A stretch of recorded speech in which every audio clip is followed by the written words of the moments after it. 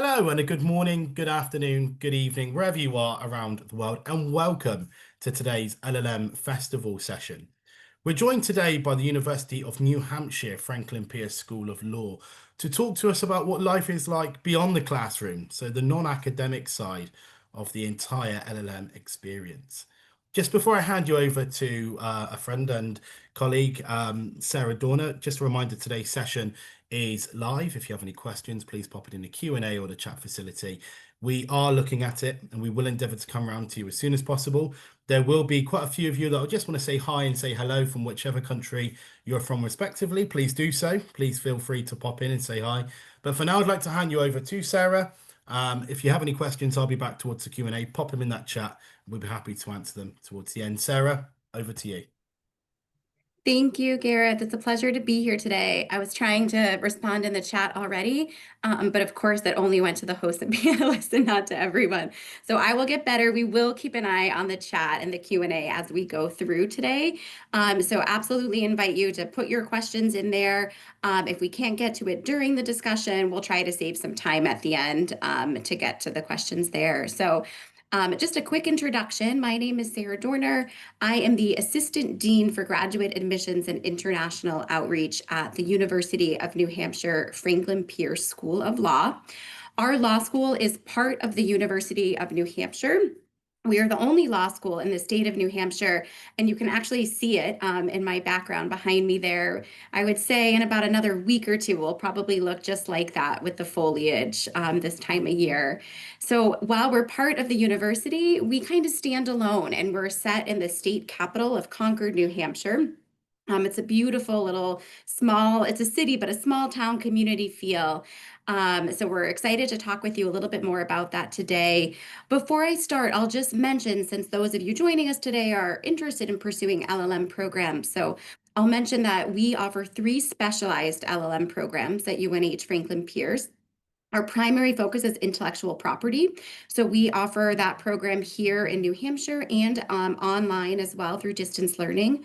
We have an LLM in commerce and technology, and then we also offer a fully online LLM in international criminal law and justice. But today we're going to talk to you about kind of everything that happens outside of the classroom during the LLM year. So we'll talk about life here in New Hampshire and in Concord in particular. And then we'll talk about life at the law school, kind of student life, student organizations, support services, networking opportunities, and more. So let me pause there. And what I'll do is ask we have 4 panelists here with us today. So I'm going to have them each briefly kind of introduce themselves just so you know who we have as part of the discussion. So Dean Berger, why don't I start with you? Good morning, everyone. Thank you so much for that introduction of the school, Sarah. My name is Lauren Berger, and I'm the Assistant Dean for Students and also oversee operations at the law school.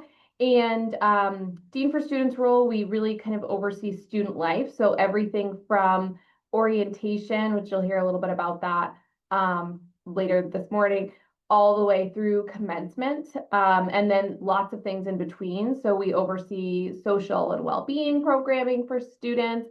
And we have a small group, we have a small team. There's 2 other staff members that work in my department. Another thing that I will also mention, Sarah mentioned that our law school is located separately from our main campus, but just because that's the case doesn't mean that we don't have lots of resources coming in from our main campus to serve students. And we'll have some time to talk about those later today, but my office coordinates with those different departments as well. And I'm glad to be here. Just an FYI, I do have a little bit of a cold this morning. Oh, it's that time of year. I'm also, I'm sorry to hear that. I'm just getting over one, so I hope yours is a speedy recovery. Thank you. And Justin, let me turn to you so that you can introduce yourself you're a JD student, but president of the Student Bar Association. So I wanted to invite you here to share a little bit about your experience here at the law school and just more about what you do in your role. Yeah, thank you, Sarah. Yeah, my name is Justin Galuli. I'm a 3rd-year law student in the JD program here at UNH Law.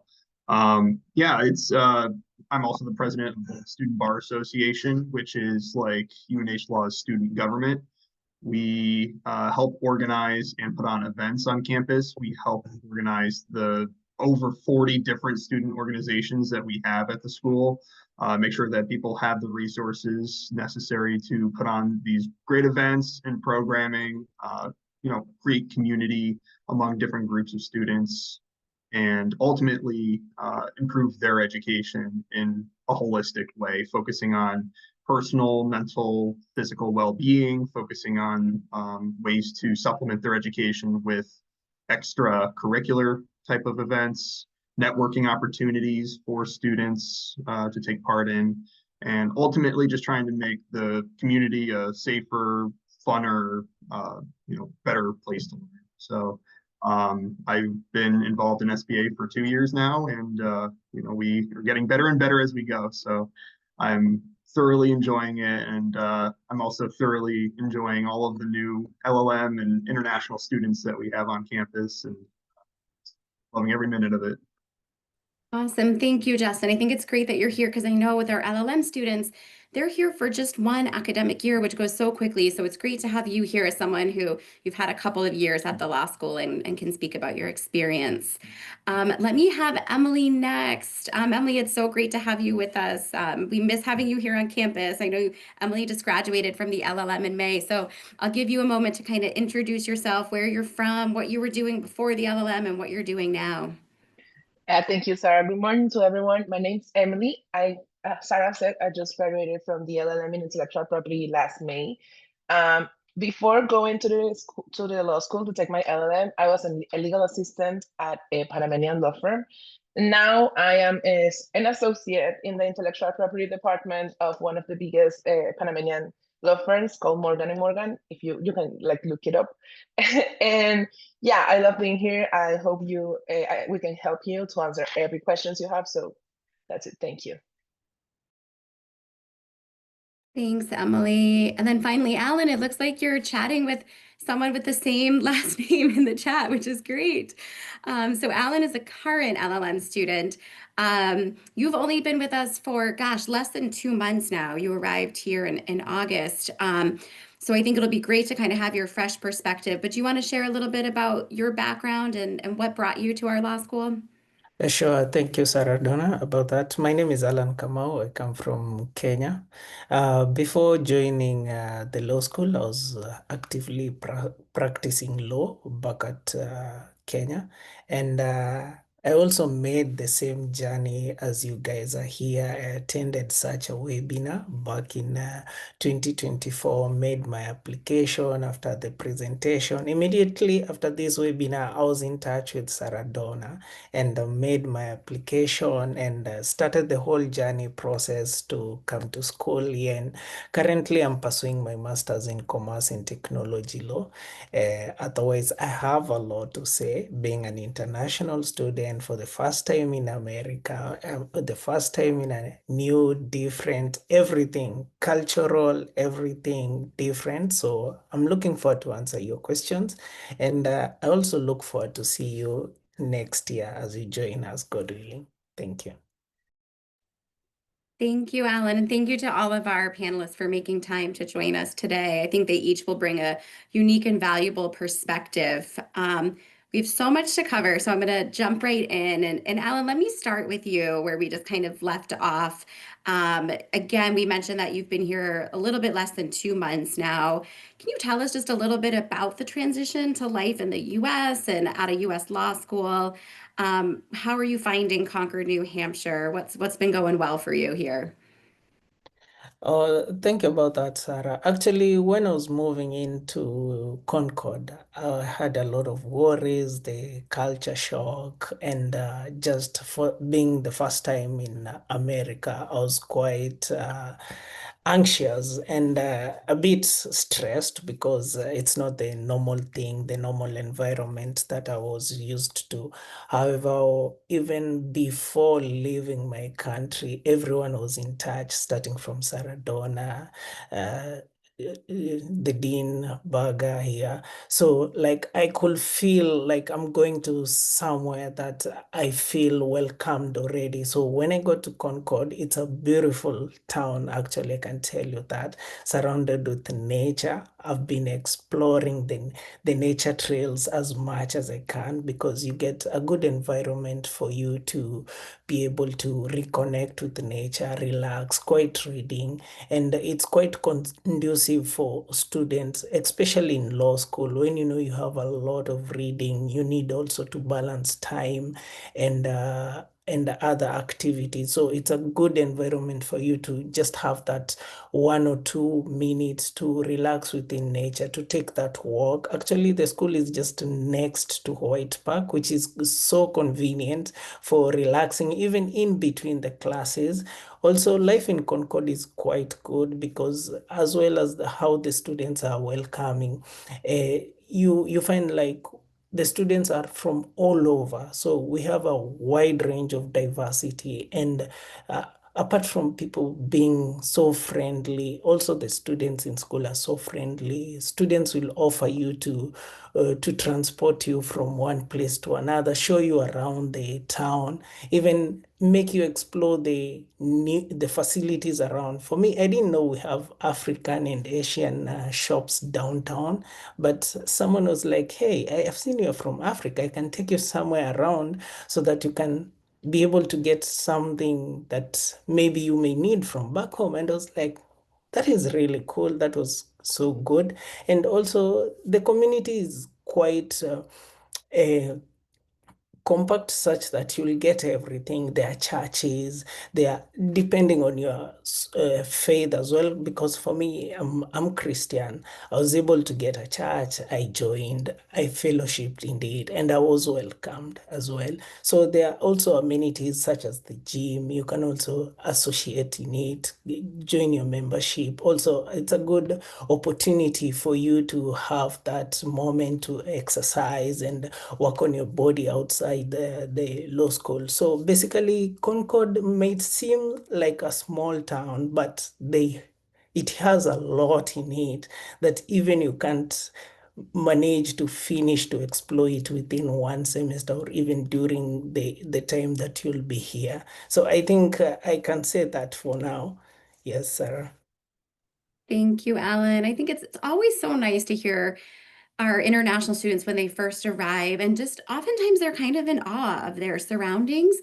And it's such a helpful reminder because I think I've lived in Concord for many years now, so I'm just used to it. And I just, even yesterday, Dean Berger and I went for a walking meeting around the park. And I think I take for granted sometimes that we have the ability to do that and to just access the outdoors so easily and be in such a safe community. So it's always nice to hear, the fresh eyes coming in.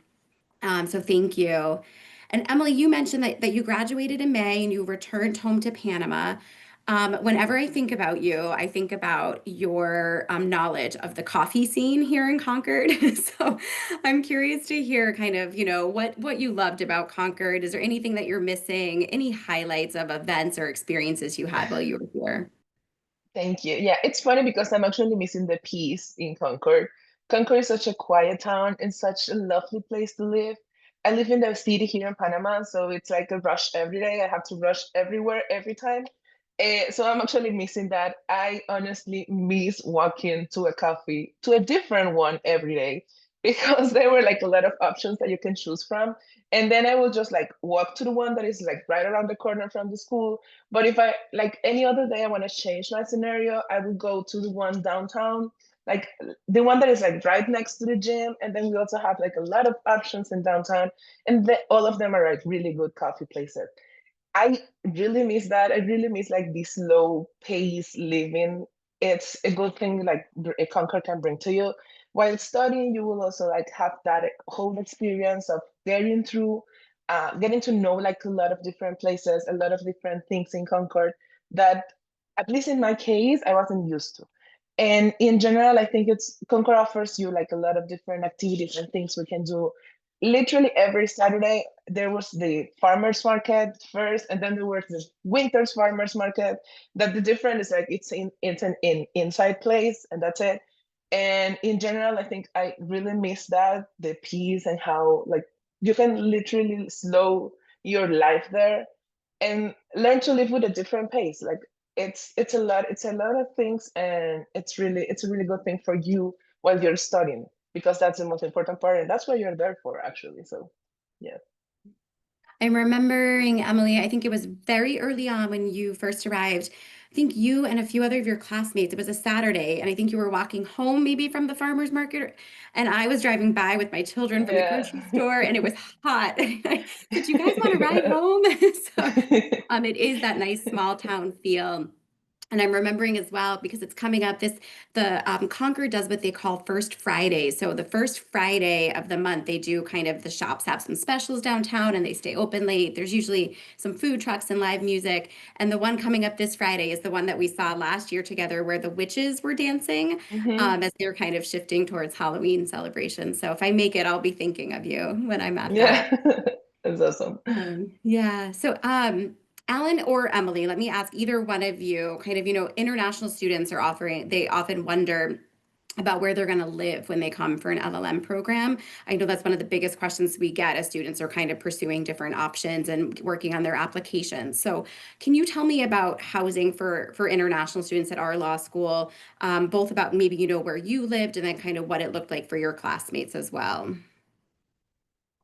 I think I can go first. Okay, so about housing, that is quite a big worry for international students. First of all, if you have never been in America, but what I can say, the school has a very good system whereby even from the beginning, the moment you get your admission letter. Once you get your admission letter, it's quite detailed. It gives you information in regards to housing. But what happens even before you reach out to the school to tell them that you're interested in the available options offered by the school on housing, they have already done that. So it's a quite good environment where you feel like the school, like it's ahead of you. It's ensuring that you'll be comfortable such that you don't have to worry. So what happens in housing is that once you reach out to the schools and the options, because there's an option, you can either look for a house to rent outside what the school offers, but there is an option whereby the school has houses whereby you pick depending on your preference. So the school will share a link of the houses available, the rooms and everything. So you have to pick what you want in regards to your preference. So once you pick, the room is reserved for you, and it's quite just within a walking distance from the school, 2 minutes, 5 minutes, depending on the houses available. I think the farthest student that is living in the school property is 5 minutes away from the school. It's quite convenient, and the process is quite seamless. You don't have the struggle, the hassle to start Googling, doing some research on the house. So everything is catered for from the word go. The moment you get your admission letter, you have the instruction there, and the school reaches out to you. So the school gives you a very conducive environment for you to pick the available options that they have. I think if I don't know if I've left something else, Emily can add on it. Yeah, of course, Alan. I also live in the school housing. My house was literally like crossing the street from the school. It was like less than a minute walk, actually. I share a house with 5 other girls. It was like a really good experience because we got to learn from each of our different cultures. We all come from different places. I was from Panama, then I have like some roommates from India, and then there were also a girl from Ghana. So it was like a really good cultural experience inside the house. We get to like try different foods, and like each of us will cook something different and we will try it. And it was a really good experience. I also know a lot of people that even outside of the law school housing, they have like a lot of opportunities with other houses. I think Concord itself, it's like kind of used to having students all around. So people there will like rent their houses in like shared spaces too. There's a lot of people living in different houses, also like within walking distance.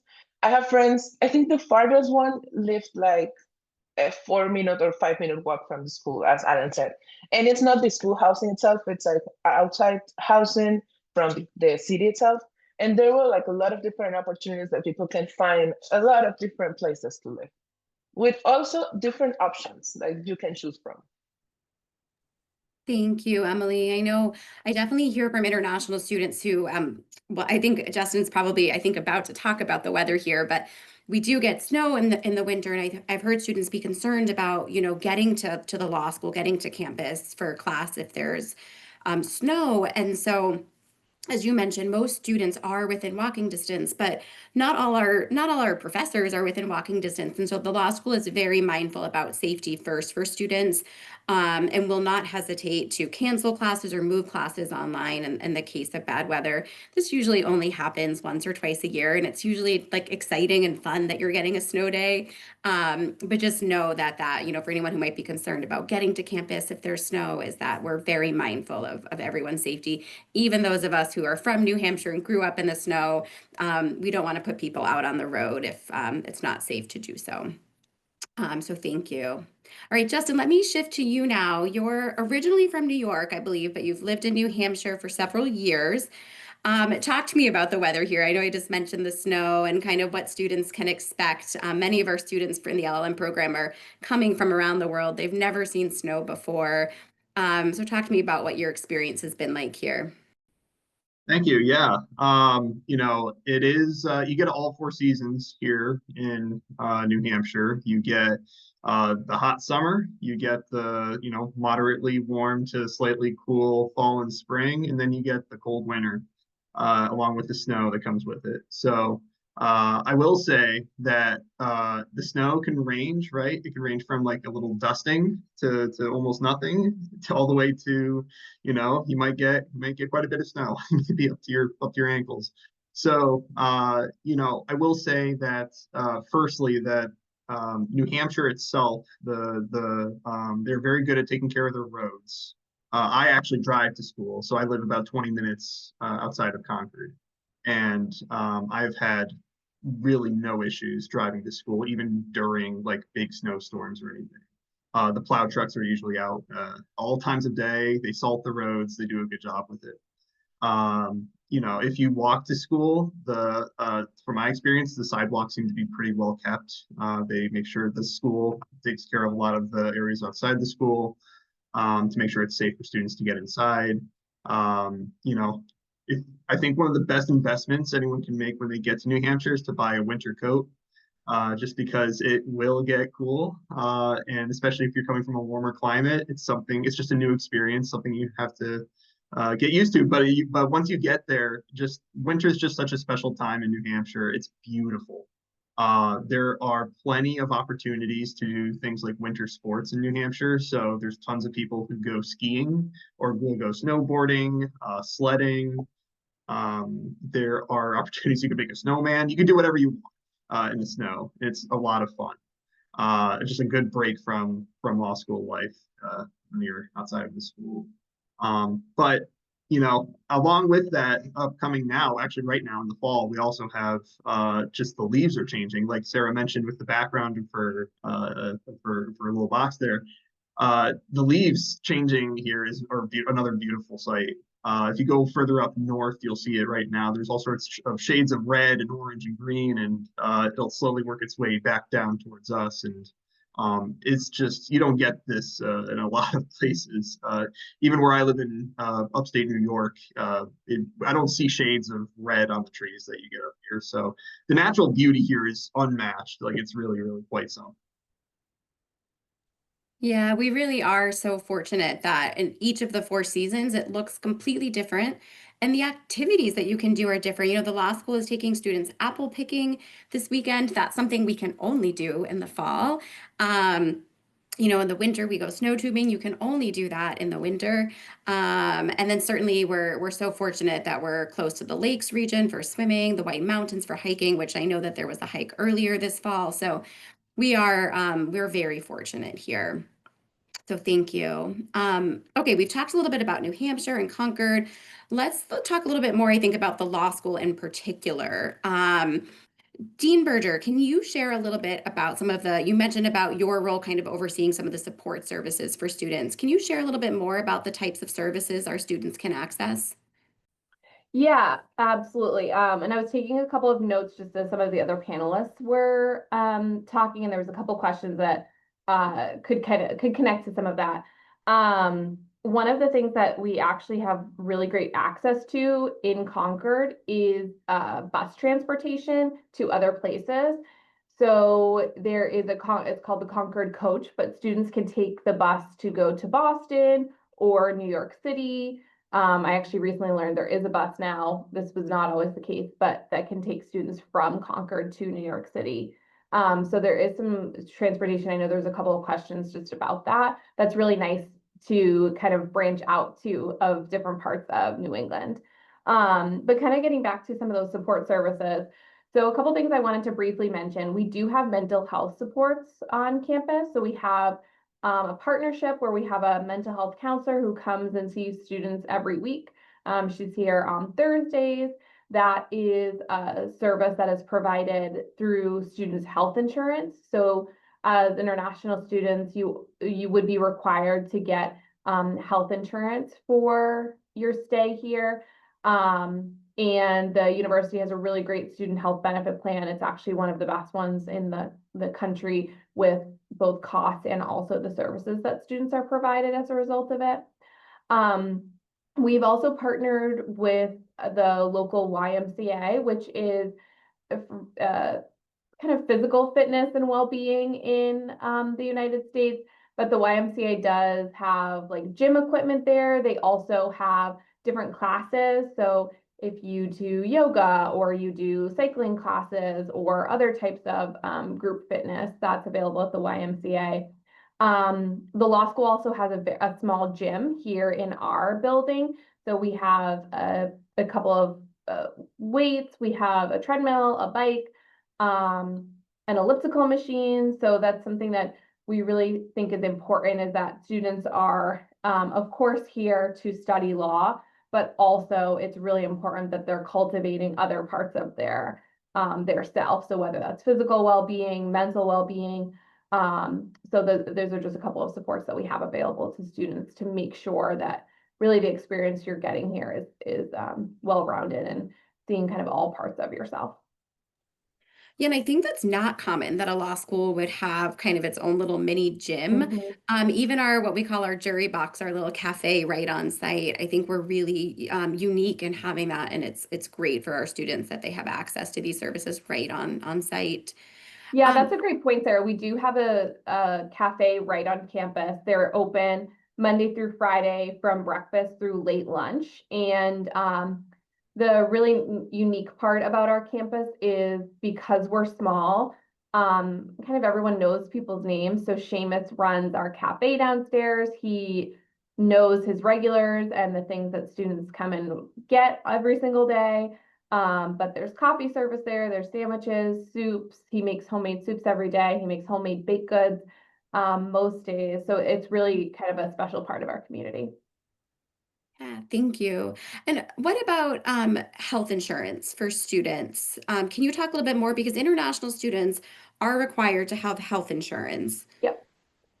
And so can you talk about what that gives students? I know that there was some questions this year about kind of accessing mental health services and if that's covered.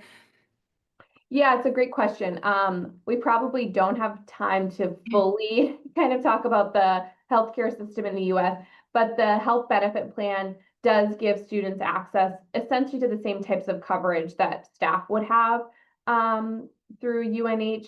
So if you need to go to the doctor for some reason, you might receive a small bill for that, but the health insurance helps to cover the vast majority of that cost here. One thing I will say is, especially for LLM students, the time that you're here, you might not ever set up like regular care through a primary care doctor. But Concord does have a lot of access to urgent care centers. So if you have a cold or the flu, or maybe you have an injury, it's very easy to access medical assistance for some of those things that you may need to triage throughout the year. Thank And you. I'll put some information in the chat about the health benefit plan. Awesome. Thank you. And let me ask you too, while we, in terms of, we talk kind of broadly about the services that are open for all of our students. When you think about our international or LLM students in particular, is there anything the kind of an addition or that we've done for LLM students and our international students to make sure that they're comfortable here and they get some good exposure to American culture? Yeah, that's a great question. We have tried to kind of establish certain cultural events that happen in the US that we want our international students to be able to experience. So this month, there's one that comes to mind is pumpkin carving. So in the next couple weeks, we'll invite international students to do a pumpkin carving activity. We got kind of gather as a group. We will give all the supplies for students. And it's just kind of a nice way to unwind a little bit. We always talk about like scary movies and Halloween costumes and kind of the culture that is around American Halloween. We also do that for Thanksgiving. So we'll celebrate in November. We have a small kind of Thanksgiving gathering for our international students. So we try throughout the year to kind of find some of those different cultural parts of America that might be unique and gather as a group to celebrate those. I'm thinking about too how we've started a tradition of just kind of a couple times a year going downtown with students just to get ice cream at a homemade ice cream and candy shop. And the cultural piece of that is that the ice cream portions are huge. And I think students are always, they order a medium and it's like ice cream for a week. And so I'm always, when they come out, I'm like, make sure you get the mini size. You don't need the big one. Thank you. Emily, can you talk a little bit about maybe one or two of the, special events that you attended for international students or even the international student orientation and how that was helpful? I think my favorite one was the snow tubing. Honestly, I think that was like a lot of like a different experience for me. It was my first time seeing snow and living in the snow before, so I honestly loved that one. The ice cream socials were also good because you get the opportunity to try different flavors and also get to know new places downtown with now not coffee but just ice cream. I remember the pumpkin carving last year too. I've never done that before, so it was also a new thing for me, and I also loved that one. Yeah, pretty much. I think those are the ones that kind of like were like really good and really cool for me too. Sarah, one other one that I just sorry to interrupt, Emily, briefly mention is we do take our international students to Durham, where the main campus is, every January for a hockey game. So hockey is a pretty big sport for the main campus. And so we kind of gather as a group to go to Durham for that one time, just to see that space, kind of get a sense of what an undergraduate college experience is like. Yeah, the school brings you there, and then also there's like a different associations within the law school that will organize events, and you can like purchase your own tickets too, and you can get there with friends and have cars and stuff, and it's like a really good experience too. I was going to talk about the orientation. In the international orientation, I think it's a really important one because we'll get to know as a whole, not it's a kind of like an overview of how the American life is. It can be like really different to some people, and they're also like you have to get used to a different path, a different way they have to live. But like I know Sarah and Lauren, they were always there for you, and they will always be there to help you if you have any questions, if you have anything you might need, they will always be there for you. It's true. We are here for you. Just like Lauren and there was a student from Ghana in my office yesterday, and she's also kind of fighting a cold, but she doesn't know the different medications here in the US. And so I said, oh, let me tell you what you want to take. And I know during COVID many years ago, I think Dean Berger was running out to the pharmacy for some students from India who were sick. So it really is a supportive community here who is invested not just in your success in the classroom, but your overall well-being while you're a student here in the US. Alan, is there anything that you wanted to add about any special events you've attended so far or anything about orientation? No need if you feel like Emily's covered it. I think so far you mentioned about the farmers market. Also, for me, I managed to attend. And the funny thing is, back at home, I always wanted to try something new on the ostrich eggs, and I was able to buy it here. And for the very first time, I tried an ostrich egg in in the USA. So about the international students orientation, I think as an international student, that is the most important thing you have to attend. That is the first step of settling in school. So for international students, what I can urge you is ensure you attend it, because from there, it's not only about how the school runs, it's also about your personal well-being and also after school, because I've been going through the questions, and people are like, will they get internships and everything? Just on a light and brief answer to that, once you graduate, there's something called the OPT.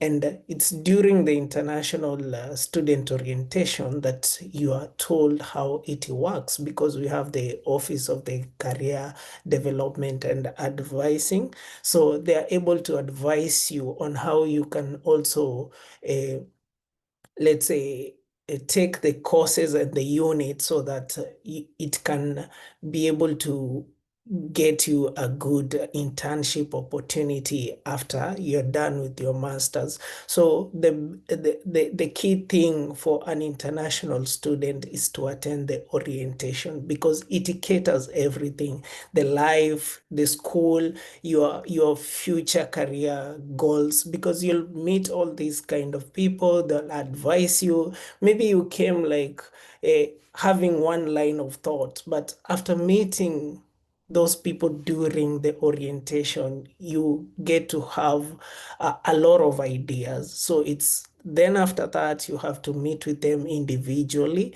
Personally, I did that immediately after orientation. I met up with a career and advising group, and they were able to advise me. And also in that, I've seen a question on in regards to the bar exams.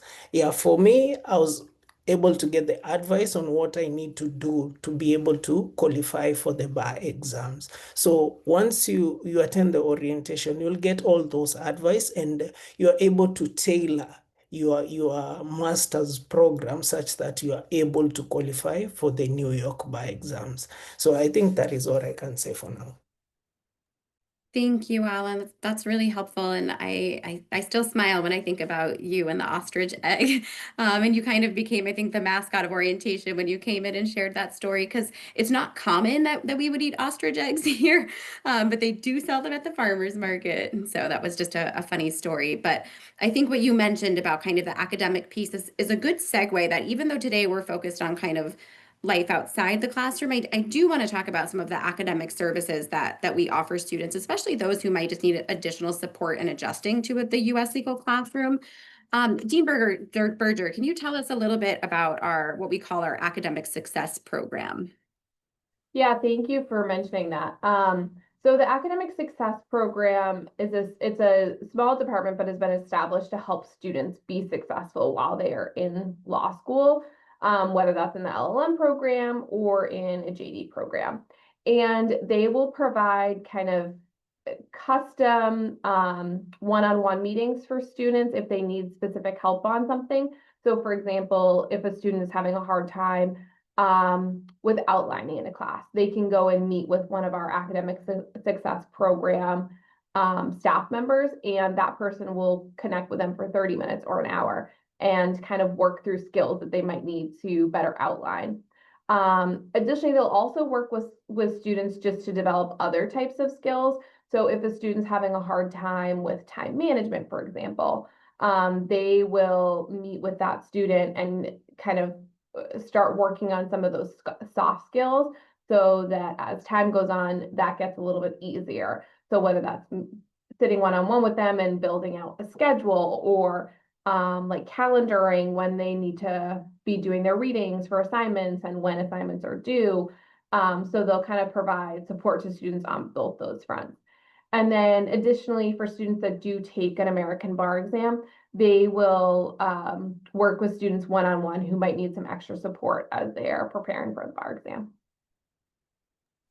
Thank you. And I think it's important to note that I think that these services are like encouraged and supported, that Yeah. students are like, they're not stigmatized. It's not just like, oh, you're not doing well. Students are actively seeking it out to get that additional support, especially students from outside the US, where it is such a big adjustment to how we do things here. So, Yeah, you know, and one of the person who directs the program, he's also he teaches, so he teaches 1L classes.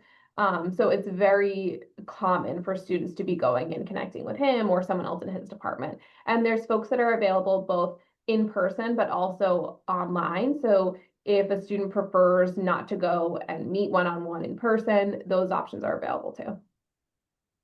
Awesome. Thank you. Okay, I'm mindful of the time and I see that we have so many questions, so I'm gonna keep us moving.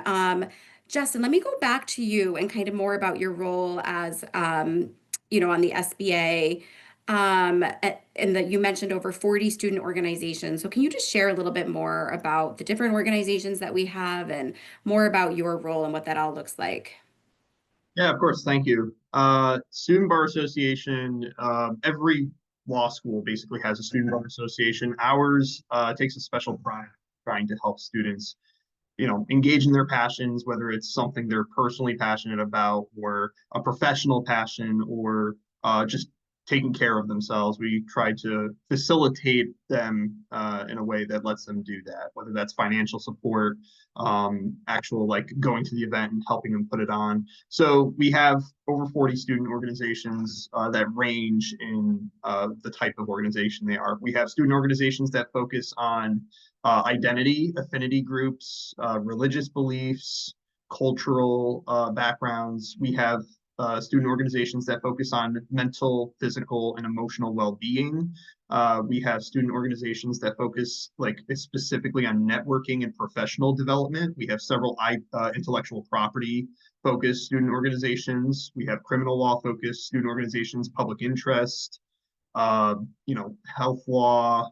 We really cover our bases as far as if there's an interest you have or something you want to do, an activity or a hobby, we probably have it. We have student organizations that focus on just having things like board games and video games for you to play when you need some downtime and to relax. We have student organizations that focus on sports and actual like going out and engaging in physical activity in the community. Like we have everything.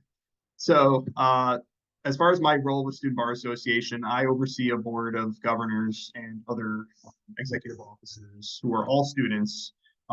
They are full-time residential JD students. They are hybrid online students. They are even LLM international students on our board. Alan is actually one of our current governors, and Emily is a former governor on our board. So, and they are both. Emily was fantastic last year and did a wonderful job as governor. I have no doubt Alan is going to do a great job as well. So there's leadership opportunities with SBA also. It's a really rewarding experience. You get to advocate for your peers. I think people who go to law school tend to be advocates for people in their lives. So I think it just gives people that kind of outlet to develop those skills as well.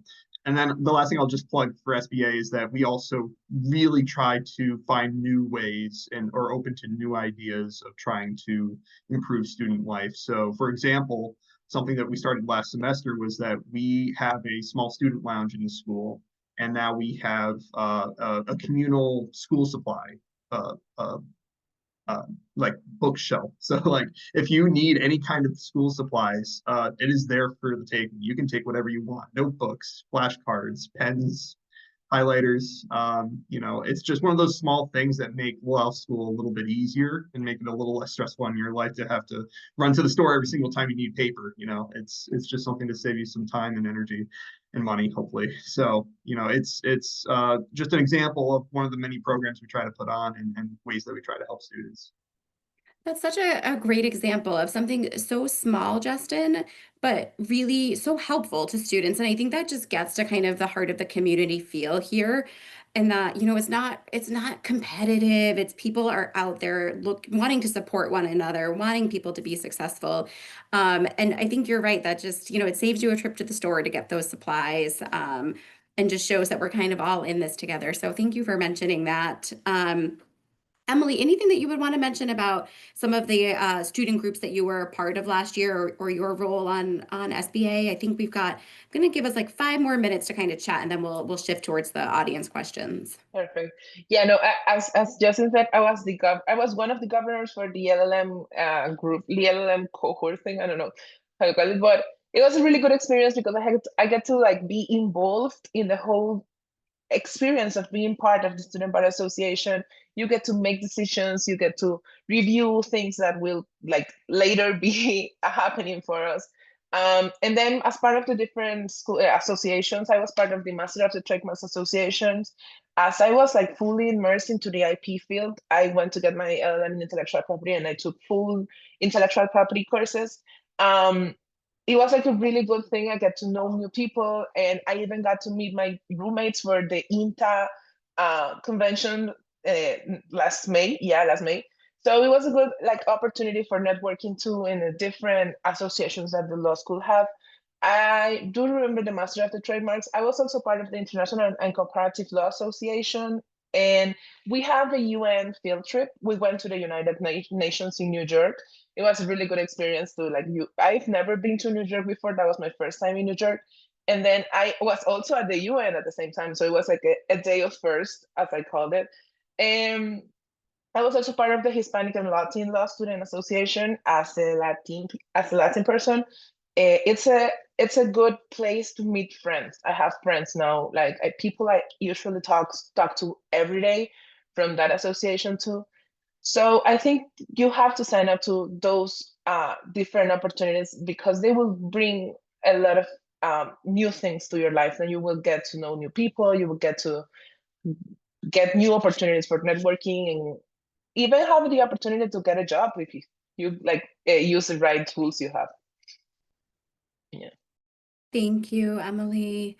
Okay, let me ask, we talked about kind of student organizations, but then the law school itself will kind of host some special events, kind of more substantive in nature, often through our Intellectual Property Center or our Office of Career and Academic Advising.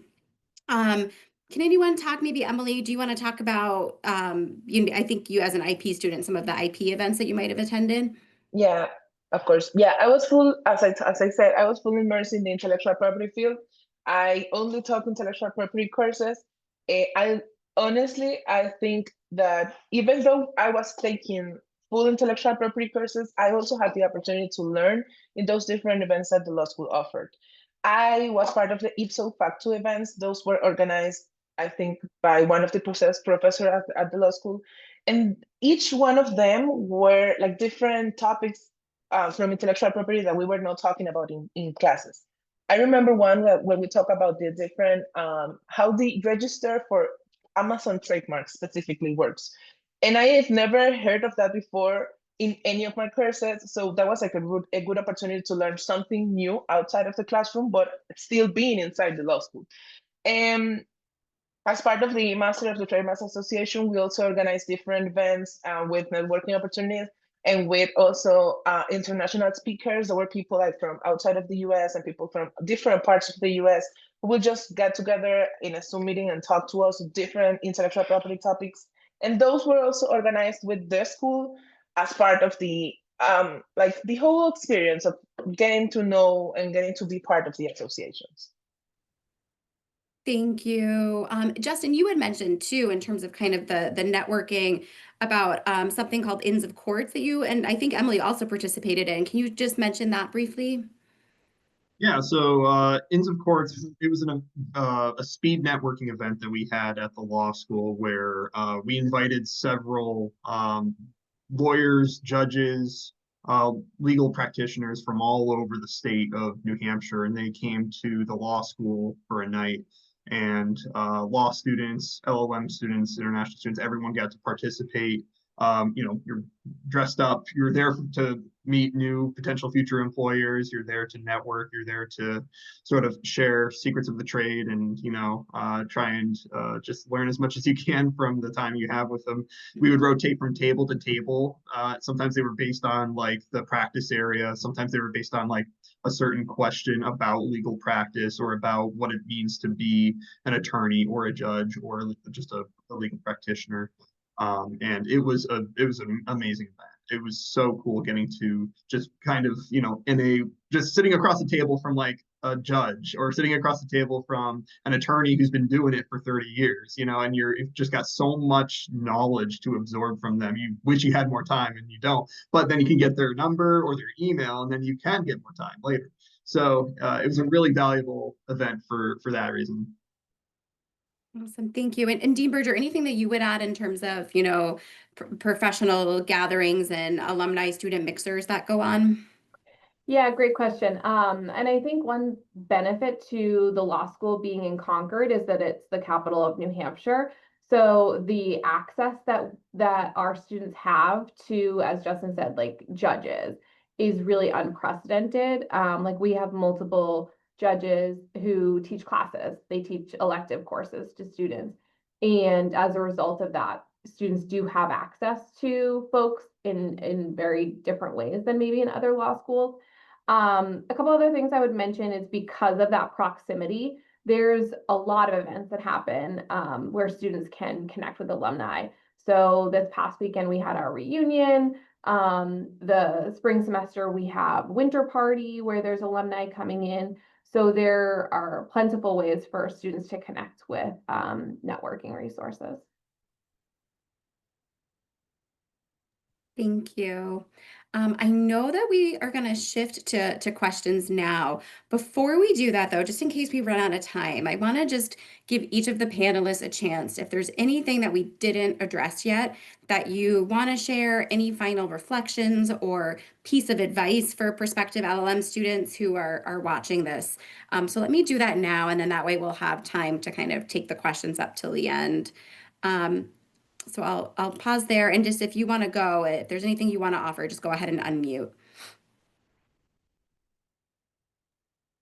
One thing, and Sarah, I don't think anyone mentioned this, but I did just want to point out there are a lot of student worker jobs available for international students. So that's just one thing to be aware of, is that departments do have student work positions available to international students. So I wanted to point that out. Yeah, thank you, because I did see that there were some questions about that in the Q&A, and so I did respond to someone that this F1 student visa restricts you to a maximum of 20 hours of on-campus employment only. So students are eligible to work here at the law school. You can't go out into the community and get a job, and we're mindful of that. So we've really done our best to kind of reserve some jobs for international students. We can't guarantee jobs for everyone, and there is an application process once you're here. It is very rare that a student would work 20 hours a week. It's just between your studies and all of the extracurriculars that we talked about today. So I would say 5 to 10 hours is more typical. And so I say that as like, it's not a way to kind of fund your LLM, but it can be good to have like a little bit of spending money and just get some exposure here on campus as well. So thank you for mentioning that. Emily, I saw that you were off mute. Did you want to add anything? I just wanted to say, like, I think there's a lot of people are usually worried about the safety in New Hampshire, and I think Concord is a really good place to live because it's a really safe place to live there. You can walk around. There will be people who actually say good morning to you, even though they don't know you at all.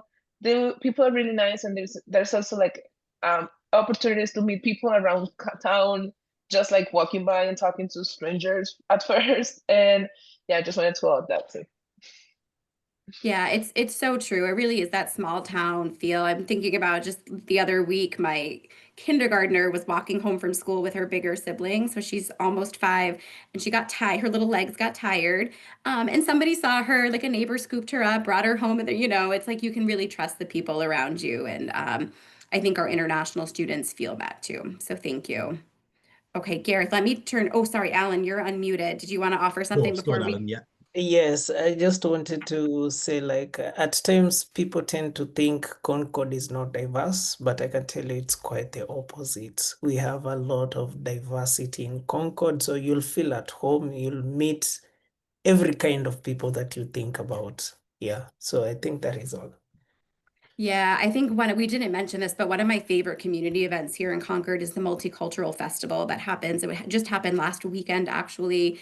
And it is incredible the number of different countries, ethnicities that are represented. And it's a great, I mean, there's just amazing food from around the world, cultural performances of music and dancing. It's a celebration of diversity, and it's such a lovely event. So thank you for mentioning that. Okay, Gareth, we'll turn the floor back to you now. Thank you. First of all, Emily and Alan, thank you for your time. It's really great hearing from a student's perspective, someone that's been there, done that, got this shirt, and you come across so passionately as well. You know, it really comes across really well. So thank you very much. Um, we're going to quickly go through the questions. So I'm going to guide them towards you, and then you can obviously just point them in because I'm just conscious of time. Let's try and keep it to about 5 minutes. One of the areas that we've kind of touched upon, but I want to go into more detail about is the post-graduation opportunities. So you've mentioned, can I work there? Yes, within the law school. So I've graduated. I want to stay within New Hampshire, Concord, Manchester, wherever they are in the States. Can they commute to New York? Is that achievable? Is it achievable to go to other states and perhaps still live in New Hampshire? Yeah, so I'm happy to address that. So, in terms of staying to work after the degree itself, students are eligible for optional practical training, so they can extend their visa for up to 1 year to work. That does not limit students to working in New Hampshire. And typically, while we do have some students who fall in love with New Hampshire and do choose to stay, many are looking for experience in different parts of the country as well. So, our students will travel to New York, California, Texas, Georgia. I mean, they go all over depending on the job that they find and what's the right fit for them. Then we find that many of them who stay past that end up coming back to New Hampshire or the region for different reasons. But there are opportunities to work. It is hard to find a job. So I think, I want to be transparent about that. This is true for our USJD students as well. You have to put in a lot of effort. When I hear international students talk about placement, no one is placing you in a job here in the US. We are helping you. We're helping, our career services team they're working with you on your resume, your cover letters, interviewing skills, networking skills, but they're certainly not handing you a job. They're going to do their best to connect you with jobs that they're aware of that are a good fit, to connect you with our alumni network and employers who have hired our students in the past. But you do have to put in a lot of effort. And so it can be very challenging. We've had a lot of success stories. We've got some that we've posted up on our web. Um, and then students like Emily, they choose to return home after that. They are looking to leverage the LLM in their home country. So we see about, I would say 50-50 each year of kind of students who want to stay to work for a year and students who are planning to return home.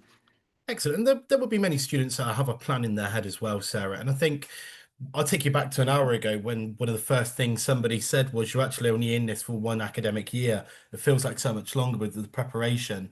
But realistically, they need to start looking and put an emphasis and shifting the emphasis onto employment about 3 months in, don't they? If they're really serious and they want to research it and not feel like they've left it until the last moment to do it, they need to be doing a little bit less every day, don't they?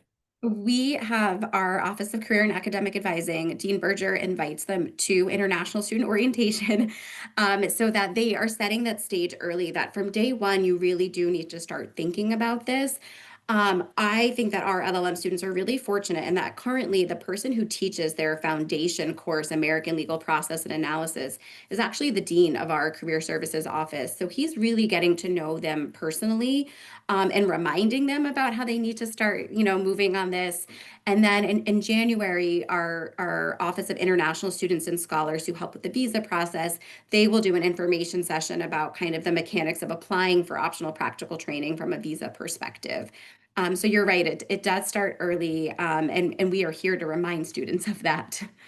Excellent. Emily and Alan, if I can come to you at this point, there's been a lot of questions and chat in the chat box there about how safe it is and For an international student, that can be quite, it's an anxiety-driven thing, isn't it? You're moving from your respective countries to perhaps a country you've never been to, a state you've never heard of, perhaps an area you've never heard of. So, how easy did you find it to settle into not only the local culture, but settle into your program also? Because it's important to, yes, where you live is very important and where you're settling in is important, but obviously the program that you're studying as well and how comfortable you were within that. How important was that? Emily, if I can start with you and then we'll move on to Alan. Yeah, no, at least in my case, I think Panama, it's a really similar culture to the US. I have been to the US before. I have never been to New Hampshire before, and I think New Hampshire is a different perspective of what we know about the US itself. It's like it feels like you're in a different place, even though you are in the United States. New Hampshire offers a lot of new things for me, and I think it was a really safe place in general. You can walk around like late at night, nothing will happen. Um, and I think it's coming from a place like Panama, at least for me, once again, it was not that easy to get settled in because we have like a really similar culture. But you have people there that will help you get settled. You don't have to worry about it. You will get settled. You will make friends on day one. And in general, it's a really good place to live. And yourself, Alan, what were your experiences? My experience in regards to safety, I can say Concord so far is a very safe place because everyone is friendly, everyone is welcoming, everyone will want to greet you, know where you are from, and they'll just pass the generosity in case of anything. Don't be afraid to reach out, even the neighbors. So you find like you belong to a community that you are not there, but now you found yourself there and they welcome you. Otherwise, you can walk. I come from the library as late as 10 p.m. I walk to the house. It's quite safe. At times, you want to go downtown, look at how things are happening at night. And it's quite convenient because you can just take the walk, come back. Even when you're going to the nature trails, everything is quite safe. You find people there, just say hi. And so far, so good, I can say. And it gives a good environment to settle in, knowing that people are there to help you and also they're watching your back.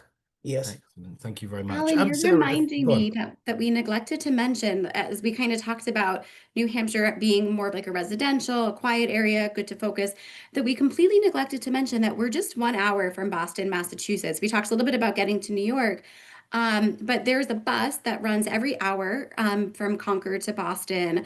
It takes about 1 hour to get there. And so Boston is, I think, a major city that most international students are familiar with. So very easy to get there and back in a day by bus. I think students do that, but I think they find that they're pretty busy here in New Hampshire as well. Excellent. Thank you, Sarah. I just want to re-emphasize as well, just before we wrap up with yourself, Sarah. Um, you're never far away from anywhere in the USA, really, within finding a big major city, the hustle and bustle. Boston, like Sarah mentioned, is an hour's drive away. If you wanted to go to New York, it's not a million miles away. The USA, although can be painted sometimes in a negative light when it comes to safety and how you will feel as an international student, is a wonderful place to live and a wonderful place to study. And that's been backed up by many people through our LLM studies. So there's absolutely no worries for international students whatsoever to think, is this the place for me? And just to elaborate further on that, in the UK, where I'm based, anywhere in the northeast of the USA is kind of seen as one of the nicest places in the USA. And just looking at the background of Sarah's photo there and background of Sarah's Zoom there, it looks very quaint. It looks very nice, beautiful part of the world. You get snow, you get sun, you get everything you need. So I would encourage anyone to find out more information about New Hampshire, about Concord, like Lauren's mentioned quite a lot, which is great. Sarah, just to wrap things up quickly, if a student is interested and wants to move forward, and there will be many people like they've asked questions about, can I apply for this course, scholarships? When are the intake dates and when do students need to start looking? Let's say if they were next September, when do students need to start looking? Yeah, thanks for asking that. So our next start date for our in-person LLM program here in New Hampshire is in August. And now is the right time to be applying. We will accept applications. Our priority deadline is not until May 1st. I strongly encourage students to apply really by March at the very latest, because the visa process can take some time and you can't move on to that process until you've been admitted to a law school, typically made a tuition deposit to indicate that you're coming. So now is the right time to be looking into programs, starting your application. Many law schools in the US require students to apply through a central portal through the Law School Admissions Council. That can be convenient if you're applying to multiple schools. It does come with some additional fees. So our law school is unique in that we do have a separate online application where students can apply directly to our school. So I just put in the chat an email there if you have questions about that process. But now would be the right time to really be looking into programs, and starting to gather your application materials. Most schools are going to look for your complete academic records, your transcripts, your resume, a personal statement, and then 2 letters of recommendation. So if you haven't already started to gather those materials, now is the right time. And I know I responded to a couple of questions about English language requirements as well. Again, most schools do have an English language requirement. They will vary from school to school. By and large, law schools will accept the TOEFL and the IELTS, but their minimum score thresholds will vary. So make sure you check that. And then not all, but some schools, and we are one of them, will oftentimes waive the test requirement if you come from a country where your degree was taught in English, where English was the medium of instruction. And that's a huge coup as well. Not everywhere does that, and that's a real comfort away from home as well. Just to finish off on the programs offered, someone did ask earlier about can I study online, and obviously I believe you offer an LLM in intellectual property and criminal law and justice as well. So if you're not able to make it, it could be varying circumstances such as finances, family. Just not the right time for you in your career to move to the States. There is that online option as well, isn't there? So Yeah, um, yep. And that online program also, it has the August start date, just like the in-person, but it also has the January start date. So for students who are kind of ready to go and want to start online, we're accepting applications right now, for the program beginning in January, with a priority deadline of November 15th. So still time to gather those documents and get your application in. Superb. Everyone, thank you for your time. Sarah, thank you for narrating today. It's been a huge success. And to all of you watching as well, these webinar sessions are only good and informative if people tune in and watch them. And there's been such a popular session today with such great engagement. So I thank everyone for watching. If anyone has got any questions, missed anything, any concerns, anything at all, please communicate directly with the law school. They'll be happy to help you. We will be sharing your details for everyone that's registered directly with the university, so they will reach out to you at some point. Bear with us, it's a very busy time of the year, so I'm sure they will reach out.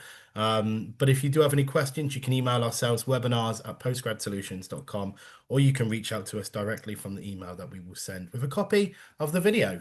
But for now, Justin, Sarah, Lauren, Emily, and Alan, thank you for your time. Look forward to seeing you again soon. Hopefully, I think it might be January, February, if not later on in the year.